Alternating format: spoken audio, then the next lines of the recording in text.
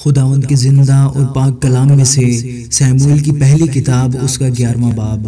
تب امونی ناحس چڑھائی کر کے یبیس جلعاد کے مقابل خیمہ زن ہوا، اور یبیس کے سب لوگوں نے ناحس سے کہا ہم سے عہد و پیمان کر لے اور ہم تیری خدمت کریں گے۔ تب امونی ناحس نے ان کو جواب دیا کہ اس شرط پر میں تم سے عہد کروں گا کہ تم سب کی دہنی آنکھ نکال ڈالی جائے اور میں اسے سب اسرائیلیوں کے لیے ذلت کا نشان ٹھہراؤں۔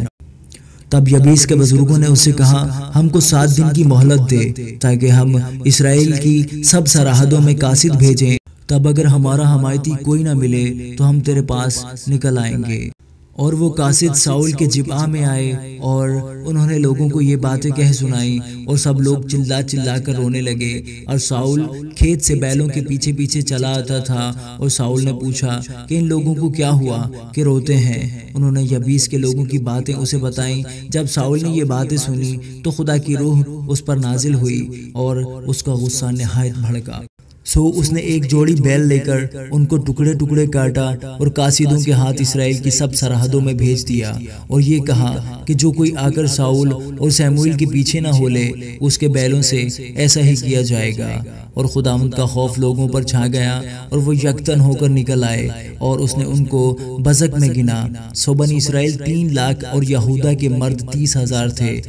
اور انہوں نے ان قاصدوں سے جو آئے تھے کہا کہ تم یبیس جلعاد کے لوگوں سے یوں کہنا کہ کل دھوپ تیز ہونے کے وقت تک تم رہائی پاؤ گے۔ سو قاصدوں نے جا کر یبیس کے لوگوں کو خبر دی اور وہ خوش ہوئے۔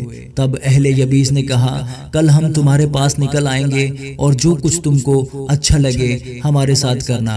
اور دوسری صبح کو ساؤل نے لوگوں کے 3 غول کیے، اور وہ رات کے پچھلے پہر لشکر میں گھس کر امونیوں کو قتل کرنے لگے، یہاں تک کہ دن بہت چڑھ گیا، اور جو بچ نکلے سو ایسے تتر بتر ہو گئے کہ 2 آدمی بھی کہیں ایک ساتھ نہ رہے۔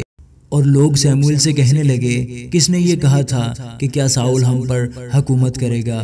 ان آدمیوں کو لاؤ تاکہ ہم ان کو قتل کریں۔ ساؤل نے کہا آج کے دن ہرگز کوئی مارا نہ جائے گا، اس لیے کہ خداوند نے اسرائیل کو آج کے دن رہائی دی ہے۔ تب سیموئیل نے لوگوں سے کہا آؤ جلجال کو چلیں تاکہ وہاں سلطنت کو نئے سرے سے قائم کریں۔ تب سب لوگ جلجال کو گئے، اور وہیں انہوں نے خداوند کے حضور ساؤل کو بادشاہ بنایا۔ پھر انہوں نے وہاں خداوند کے آگے سلامتی کے ذبیحے ذبح کیے، اور وہیں ساؤل اور سب اسرائیلی مردوں نے بڑی خوشی منائی۔